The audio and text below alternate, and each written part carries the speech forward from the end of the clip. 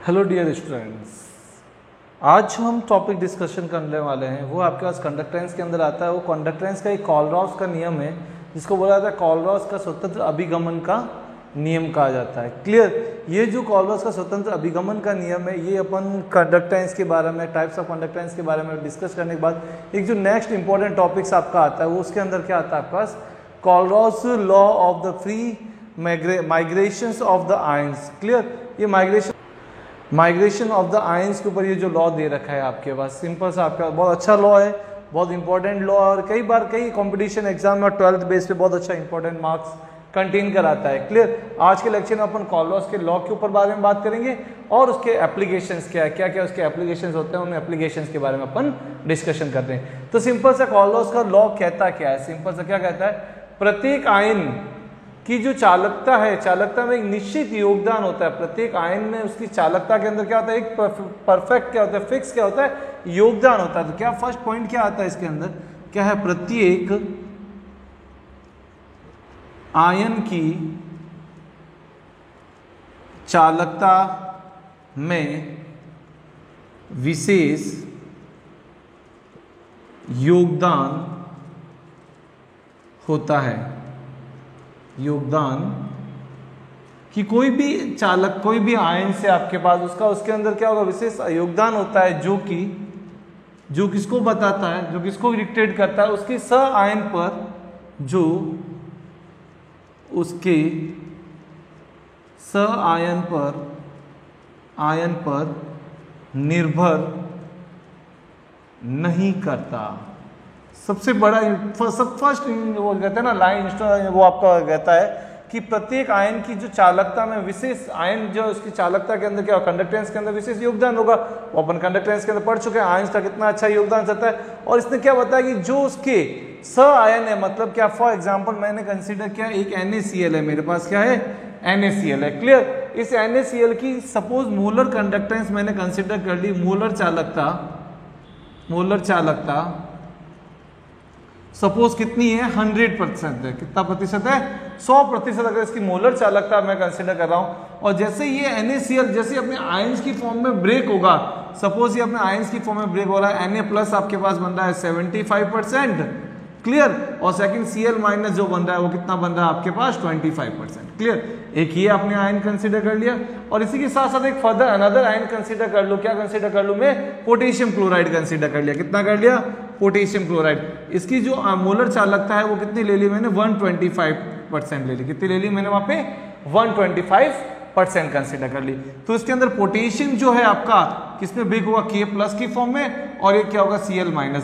अब मैंने क्या बोला कि उसके एक विशेष आयन की स आयन पर निर्भर नहीं करता। मतलब क्या, अगर मैंने यहाँ पे क्लोरीन सेम आयंस आपने ले लिए तो यहाँ क्लोरीन का जो परसेंटेज होगा वो तो क्या रहेगा, फिक्स।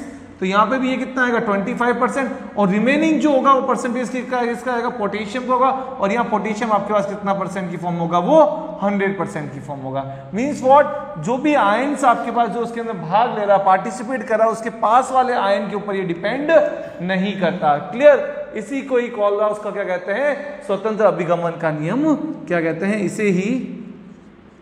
इसे ही कॉलरॉस का आयन स्वतंत्र अभिगमन का नियम कहते हैं। आया समझ में? बहुत अच्छे से। क्लियर? ये पास वाले आयन के ऊपर डिपेंड नहीं करता। फॉर एग्जाम्पल अगर सेकंड पॉइंट की मैं बात करूं इस टॉपिक के अंदर, सेकंड पॉइंट क्या आता है, सिंपल सा, किसी भी विद्युत अपघट्य की सीमांत मोलर चालकता, क्या बोला मैंने, किसी भी विद्युत अपघट्य की सीमांत मोलर चालकता उसमें उपस्थित, सीमांत मोलर चालकता उसमें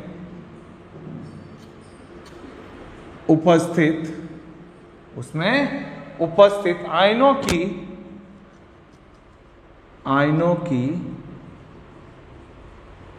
आयनिक उसमें उपस्थित आयनों की आयनिक चालकताओं के योग के बराबर होता है। क्लियर? इस कॉलरॉस ने बताया कि क्या बताया, कोई विद्युत अपघट्य ले लिया, अगर उसकी विद्युत अपघट्य की सीमांत मोलर चालकता में कितने नंबर ऑफ आयन्स उपस्थित हैं, उन आयनों की कुल जो चालकता जो होगी उसमें उपस्थित आयनों की चालकताओं की क्या होगा, वो उसकी एडिशन मींस और एल्जेब्रिक योग के बराबर, सम के बराबर। तो उसने एक फॉर्मूला बनाया lambda m0 is equal to mu plus lambda 0 या lambda plus m plus mu minus lambda minus m की फॉर्म में। क्लियर? अब आपके माइंड में आएगा सर लैम्डा माइनस m, बोलो सॉरी इसको यहाँ ऐसे मत लिखो, लैम्डा 0 माइनस कर दो यहाँ पे और ये कर दो, तो क्या सीमांत की बात हो रही है, एनायन और कैटायन की दोनों की बात कर लेगा। क्लियर? जहां आपके पास μ1 क्या है, आपके पास म्यू प्लस जो बराबर क्या है आपके पास धनायन की संख्या, म्यू प्लस क्या है आपके पास धनायन की संख्या, म्यू माइनस आपके पास क्या है ऋणायन की संख्या, यानी ऋणायनों की संख्या, और क्या है आपके पास धनायनों की संख्या। अपने न्यूमेरिकल क्वेश्चन की फॉर्म में बताऊंगा कि किस टाइप से इसकी वैल्यूज लिखी जाती है। जब वहां फिर नेक्स्ट आपके पास आता है क्या लैम्डा प्लस 0, वो क्या कहता है lambda plus 0 sorry lambda 0 plus बराबर क्या है आपके पास धनायन की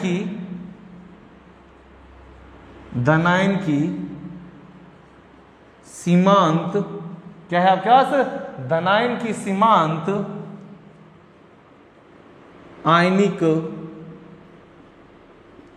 चालकता, धनायन की सीमांत आयनिक चालकता, और लैम्डा 0 माइनस जो होगी वो आपके पास ऋणायन की सीमांत आयनिक चालकता। क्लियर? उसने बताया कि ये जो रूल्स होता है इनके एनायन और कैटायंस दोनों की क्या आएगा सम के बराबर होगा। तो फॉर एग्जांपल मैं कंसीडर करता हूं, फॉर एग्जांपल मैंने यहां कंसीडर किया NaCl सपोज लिया मैंने।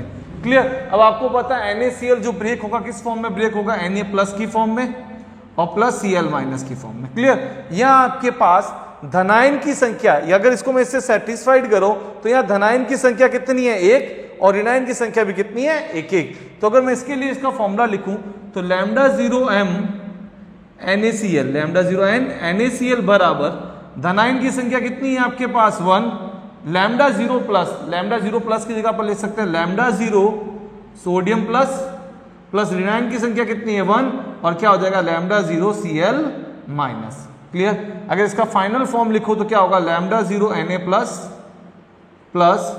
लैम्डा 0 Cl माइनस आपके पास। क्लियर? आया समझ में? अगर इसको अपन फर्दर अनदर एग्जांपल की फॉर्म में मैं डिस्कशन करूं, फॉर कैल्शियम क्लोराइड ले लूं, सपोज किसके लिए कंसीडर कर लूं मैं यहां पे, फॉर सेकंड एग्जांपल मैंने ले लिया क्या CaCl2।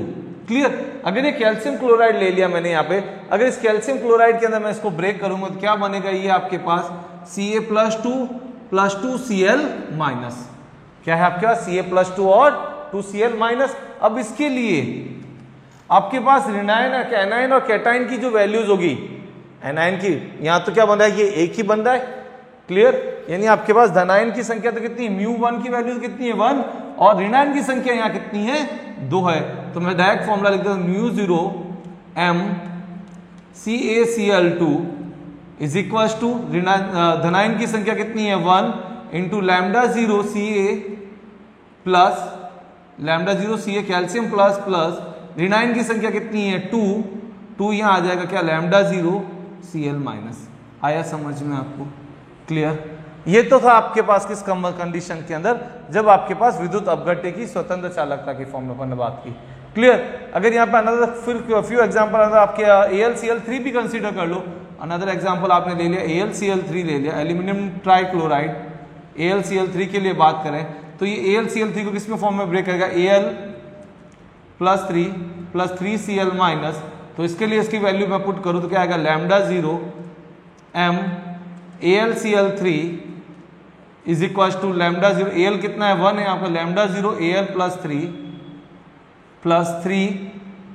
Plus 3 lambda 0 Cl minus. Clear, ये आपके पास किसकी आ गई, आयनिक चालकता की फॉर्म में अपन इसको डिक्टेट कर लिया कोलराउस के लॉ के अकॉर्डिंग। क्लियर, ये जो है टॉपिक आपका। फिर सेकंड टॉपिक आता है कि यदि ये क्या है, मोलर चालकता की फॉर्म में, ये किसकी फॉर्म में है, मोलर चालकता की फॉर्म में। अगर मैं इसी को तुल्यांक चालकता की फॉर्म में लिख दूंगा तो वहां पे फॉर्मूला तो सेम रहेगा, बट उस तुल्यांक चालकता के अंदर क्या नहीं काउंट करते अपन, ये धनायन और ऋणायनों की संख्या कितनी है उसको अपन डिक्टेट नहीं करते। किसके अंदर, तुल्यांक चालकता। मोलर चालकता के अंदर क्या होता है, धनायन और ऋणायनों की संख्या की बात करते हैं, और तुल्य उसके अंदर जो आएगा आपका तुल्यांक चालकता के अंदर धनायन और ऋणायनों की संख्या के ऊपर अपन बात नहीं करते हैं।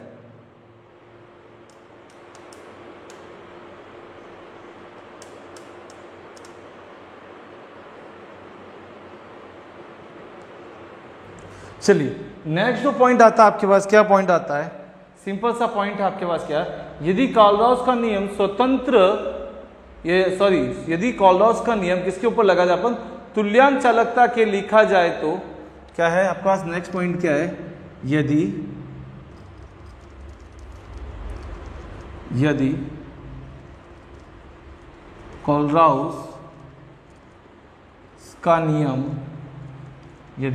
कोलराउस का नियम सीमांत तुल्यांक की चालकता के लिए लिखा जाता है तो वहां धनायन तथा ऋणायन की संख्या नहीं लिखी जाती। वहां पे धनायन और ऋणायन कितना है आपके पास, उसके नंबर के ऊपर कोई इफेक्ट नहीं करता। इसको जो रिप्रेजेंट किया जाता है उसको लैम्डा m0 से रिप्रेजेंट किया जाता था, और यहाँ आएगा लैम्डा 0n से इसको रिप्रेजेंट किया जाता है। सिंपल सा यहाँ आपके पास क्या आएगा, lambda 0 plus lambda 0 minus. Clear, ये आपके पास किसकी फॉर्म है, सीमांत तुल्यांक की चालकता की फॉर्म में। अगर फॉर एग्जांपल मैं कंसीडर करूं यहाँ AlCl3 के लिए, मेरे को सपोज आपके पास क्या कंसीडर कर लिया, AlCl3 है मेरे पास, इस AlCl3 की जो नॉर्मेलिटी दी हुई वो तुल्यांक फॉर्म में आपके पास है। अगर तुल्यांक चालकता इसकी ज्ञात करनी है, लिखी दी हुई है मेरे को, और इसके लिए मेरे को अगर इसका फॉर्मूला कोलराउस लॉ के अकॉर्डिंग मेरे को इसको सेटिस्फाइड करवाना है, तो किस फॉर्म में मैं इसको सेटिस्फाइड करूंगा, वैसे लिखोगे lambda 0 n AlCl3 is equal to lambda 0 Al किस फॉर्म में आता है, प्लस 3 की फॉर्म में आता है, और प्लस आपको लिखना है plus lambda 0 Cl minus. Clear, अब यहाँ पे आपने क्या नोटिस किया कि यहाँ पे आपने धनायन और ऋणायनों की संख्या जो है उसको यहाँ पे लिखने की जरूरत नहीं है। क्यों, जैसे आप AgCl को, जैसे आप AlCl3 को आप ब्रेकआउट करोगे तो किसमें फॉर्म में ब्रेक होगा, एल्यूमिनियम प्लस 3 और प्लस क्या बनेगा 3Cl माइनस की फॉर्म में। क्लियर, अगर मोलर चालकता की फॉर्म में लिखते तो यहाँ पे क्या लिखना पड़ता है 1, और यहाँ क्या आता है पास 3 की फॉर्म में। और जब आप तुल्यांक की चालकता की फॉर्म में लिखते हैं अपन, तो वहां पे इसके अंदर जो नंबर ऑफ आयंस है उन नंबर ऑफ आयंस की लिखने की आपको रिक्वायरमेंट नहीं है। क्लियर, नाउ अपन स्टार्ट करते हैं इसके ऊपर। अगर क्वेश्चन, अगर जो क्वेश्चंस आते हैं उन क्वेश्चन को भी इसी टाइप से अपन क्या कर सकते हैं, सॉर्ट आउट कर सकते हैं इसको यूज करके। क्लियर, वो क्वेश्चंस करेंगे अपन, पहले कर ले क्या applications of the Kohlrausch law, then we are start now the questions. चलिए, applications of the Kohlrausch law की बात करता हूं, तो मैं उसके अंदर फर्स्ट पॉइंट जो आता है आपके पास क्या आता है कि फर्स्ट पॉइंट आपको कहता है, सिंपल सा फर्स्ट पॉइंट है, क्या है कि किसी भी दुर्बल विद्युत अपघट्य की, क्या है सिंपल सा, किसी भी दुर्बल विद्युत अपघट्य की सीमांत मोलर चालकता ज्ञात करना। आपको पता है अपन दुर्बल विद्युत अपघट्य की मोलर चालकता अपन जो प्रीवियस लेक्चर्स के अंदर देखा था उसके अंदर अपन नहीं फाइंड आउट कर सकते थे। क्लियर, वीक इलेक्ट्रोलाइट्स के ऊपर अपन नहीं कंसीडर कर सकते। अब इसके अंदर कोलराउस लॉ को यूज करके कि अपने को किसी की सीमांत मोलर चालकता फाइंड करनी है, जो भी क्या है दुर्बल विद्युत अपघट्य है, अगर उसकी आपको फाइंड आउट करनी है तो अपन इजी गोइंग में फाइंड आउट कर सकते हैं। किससे, इस कोलराउस के लॉ को यूज करके। अगर आपके माइंड में आएगा सर हमें कैसे पता चलेगा कि कोलराउस का लॉ को यूज करके हम इसको फाइंड आउट कैसे करें, तो देखिए हम एग्जांपल कंसीडर, क्या एग्जांपल लेता हूं मैं, देखिए कि सिंपल सा एक दुर्बल विद्युत अपघट्य लिया, आपको पता है दुर्बल विद्युत अपघट्य कौन सा है, एसिटिक एसिड ले सकता हूं CH3COOH।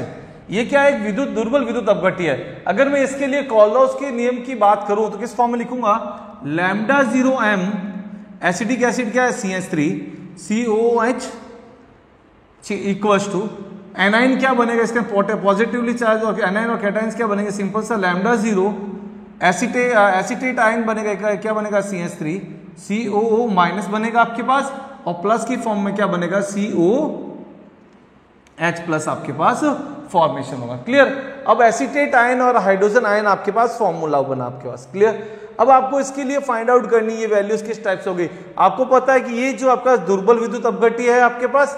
क्लियर। अब इसको दुर्बल विद्युत अपघट्य को अपन कैसे फाइंड आउट करते हैं इसके लिए, तो इसके लिए आपको क्या करना पड़ेगा, कोई भी प्रबल विद्युत अपघट्य आपको कंसीडर करना पड़ेगा। सपोज ये आपको गिव अप करना, तो इसके लिए प्रबल विद्युत अपघट्य में क्या कंसीडर कर लूं, सोडियम एसिटेट ले लूं, एसिटिक एसिड की जगह।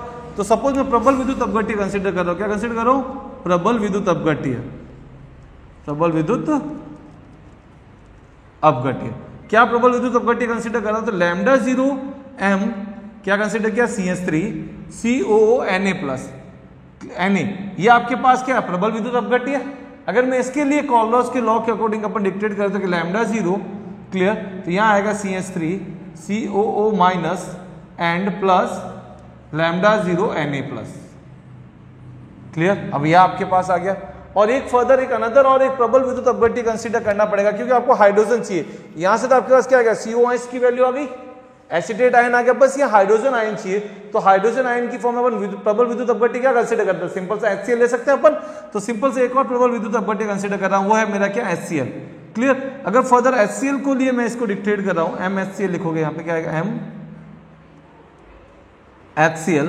क्लियर। अगर मैं इसके लिए वैल्यू पुट करूं तो लैम्डा 0, यहां क्या आएगा आपके पास H+ की आयन, और प्लस आएगा लैम्डा 0 Cl-। क्लियर। अगर फर्दर मैं इन दोनों को ऐड करूं तो ऐड करने पर मेरे पास एसिटेट आयन और हाइड्रोजन आयन तो बन रहा है, बट उसके साथ एक्स्ट्रा आपको और क्या चीज एक्स्ट्रा मिल रही है, आपके पास Na+ मिल रहा है और Cl- आपके पास मिल रहा है। अब ये Na+ और Cl- यानी दो को ऐड करने पे ये चीज तो आ रही है, बट अब मेरे को कुछ सब्ट्रैक्ट करना पड़ेगा। क्या सब्ट्रैक्ट करेंगे कि Na+ और Cl- आपका, तो Na+ और Cl- सब्ट्रैक्ट करने के लिए आपको प्रबल विद्युत अपघट्य वापस लेना पड़ेगा।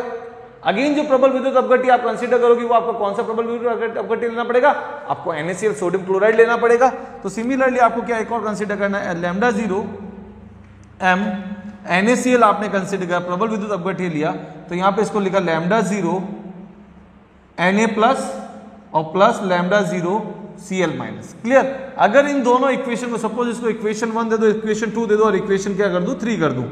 क्लियर। इक्वेशन 1 2 को तो ऐड कर लो और इक्वेशन 3 को क्या कर लो, उसमें से सब्ट्रैक्ट कर ले। अगर इसको ऐड करके सब्ट्रैक्ट करेंगे अपन तो आपके पास क्या आ जाएगा, दुर्बल विद्युत अपघट्य की क्या फाइंड कर सकते हैं, सीमांत मोलर चालकता। क्लियर। तो सिंपल से आप क्या कर सकते हैं, we are adding the equation, adding equation 1 and 2 and subtract 3। 1 and 2 को तो ऐड करना और 3 को क्या करना है, इसमें से सब्ट्रैक्ट करना है। तो 3 को सब्ट्रैक्ट कर लो, तो ऐड करेंगे तो आपके पास क्या कंडीशंस बनेगी, तो मैं डायरेक्ट वैल्यू लिख दूं लैम्डा 0 CH3COOH, ये दुर्बल विद्युत अपघट्य है आपके पास। Clear. Is equal to first of all आएगा आपके पास lambda 0m CH3COO minus plus lambda 0 H+, lambda 0 क्या आएगा, सॉरी लैम्डा 0 Na+ आएगा, क्या आएगा लैम्डा 0 Na+, फिर प्लस आएगा लैम्डा 0 H+, फिर आएगा लैम्डा 0 Cl-। फिर ये तो इक्वेशन 1 और 2 को तो आपने क्या कर लिया, ऐड कर लिया, और सब्ट्रैक्ट करना है इक्वेशन 3, तो माइनस आपके पास आएगा lambda 0 Na+ minus lambda 0 Cl-। Clear. ये यहां से ये क्या होगी, वैल्यूज गॉन हो रही है आपके पास, तो फाइनल वैल्यू जो बच रही है आपके पास क्या बन रही है, लैम्डा 0 CH3COOH, ये m की फॉर्म में आपके पास वैल्यूज आ रही है, क्या Ca carbon, is equal to lambda 0 m CH3COO minus plus lambda 0 H+। Clear, इस वैल्यू से आपके पास क्लियर हो रही है कि दुर्बल विद्युत अपघट्य के लिए आपने क्या फाइंड आउट कर ली, किसकी वैल्यू फाइंड आउट कर ली, सीमांत विद्युत अपघट्य, सीमांत की वैल्यू फाइंड आउट कर ली, सीमांत मोलर चालकता आप कैलकुलेट कर सकते हैं। और फर्दर इसको अनदर फॉर्म में आप डिक्टेट करना चाहो तो आप इसको इस फॉर्म में लिख सकते हैं, CH3 लैम्डा 0 m सीमांत मोलर चालकता for acetic acid CH3COOH is equal to सीमांत मोलर चालकता स्ट्रॉन्ग एसिड क्या आपका CH3 COONE सोडियम प्लस फिर आपने क्या कंसीडर किया, स्ट्रॉन्ग एसिड आपने कंसीडर किया, HCl आपने कंसीडर किया और माइनस कर रहे हैं अपन क्या, लैम्डा 0 सॉल्ट को आप क्या कर रहे हो उसमें से, यानी सॉल्ट की सीमांत मोलर चालकता को आप क्या कर रहे हो, सबट्रैक्ट। NaCl आपके पास क्या एक सॉल्ट की फॉर्म में, उसको सबट्रैक्ट करके अपन क्या फाइंड आउट कर रहे हैं, एक वीक विद्युत अपघट्य की इलेक्ट्रोलाइट्स की क्या फाइंड आउट कर रहे हैं, उसकी मोलर चालकता फाइंड आउट कर रहे हैं। क्लियर आया समझ में आपको। तो फिर इसकी इसी फॉर्म में अगर सेकंड की बात करें तो सेकंड पॉइंट आपके पास, सेकंड एप्लीकेशन क्या आता है, चलिए देखते हैं सेकंड एप्लीकेशन क्या होता है वो।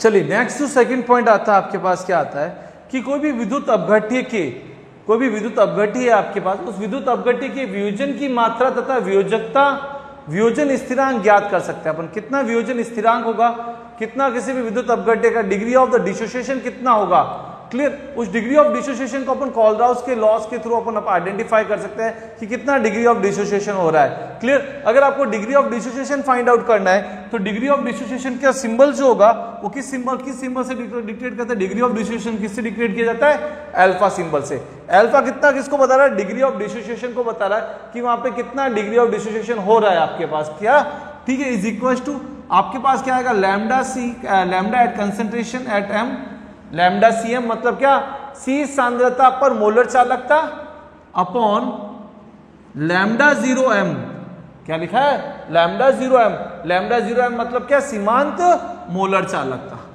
किसको बता रहा है ये आपको किसको बता रहा है, C सांद्रता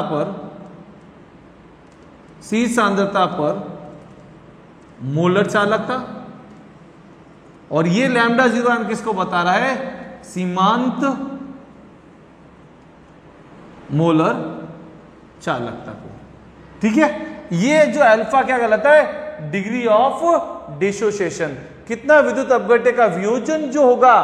क्लियर, वियोजन को क्या बताता है, ये इसको बताता है। और फर्दर अपन वियोजन कांस्टेंट, आपको पता है प्रीवियस क्लासेस के अंदर आपने पढ़ रखा है, के किसको बताता है, वियोजन कांस्टेंट को बताता है। क्लियर, जो वियोजन कांस्टेंट की जो वैल्यूज होती है वो क्या होती है, अल्फा स्क्वायर, कितना डिग्री ऑफ डिसोसिएशन हो रहा है, और सी उसकी कंसंट्रेशन अपॉन आपके पास क्या आता है, 1 माइनस अल्फा। किसकी वैल्यू आती है आपके पास, 1 माइनस अल्फा की वैल्यू। क्लियर, यहां से अगर ये जो डिग्री ऑफ डिसोसिएशन की वैल्यू जो अल्फा है उसकी वैल्यू यहां रख दें, और ये के की वैल्यू किसके लिए अपन फाइंड आउट कर रहे हैं, दुर्बल विद्युत अपघट्य के लिए। किसके लिए फाइंड आउट करते हैं, दुर्बल विद्युत अपघट्य के वियोजन की मात्रा के लिए अपन फाइंड आउट कर रहे हैं। जहां के जो लिखा है, के इज इक्वल टू क्या है आपके पास, वियोजन गुणांक है, वियोजन स्थिरांक है, वियोजन स्थिरांक है आपके पास। क्लियर, ये किसको बता रहा है आपके पास, के किसको बता रहा है, वियोजन स्थिरांक को। अगर इसके अंदर इसकी वैल्यू को अल्फा की डिग्री ऑफ डिसोसिएशन की जो वैल्यूज है अगर मैं यहाँ पे पुट कर लो तो यहाँ पे फॉर्मूला आपके पास क्या बनेगा, के इज इक्वल टू, क्या फॉर्मूला बन रहा है, K is equal to lambda square, lambda की वैल्यू क्या है, lambda CM upon lambda 0 m का whole square, C upon bracket 1 minus lambda C upon lambda 0 m।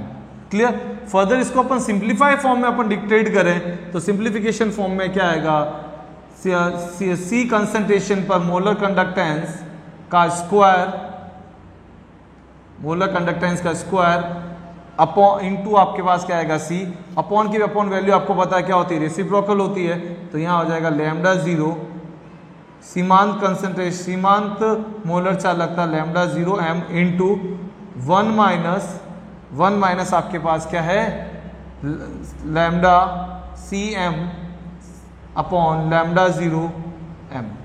Clear, ये जो फॉर्मूला है आपके पास, इस फॉर्मूले को अपन यूज करके कोई भी दुर्बल विद्युत अपघट्य है, उस दुर्बल विद्युत अपघट्य की अपन क्या फाइंड आउट कर सकते हैं, उसकी सीमांत मोलर चालकता अपन फाइंड आउट कर सकते हैं। क्लियर। नेक्स्ट जो लास्ट टॉपिक आपके पास आता है, लास्ट जो पॉइंट आता है वो किसके ऊपर है, लास्ट जो एप्लीकेशन है वो किसको बताते हैं, विलेयता तथा विलेयता गुणांक ज्ञात करना। इस कोलराउस को लॉ को यूज करके विलेयता और विलेयता गुणांक को भी अपन फाइंड आउट कर सकते हैं।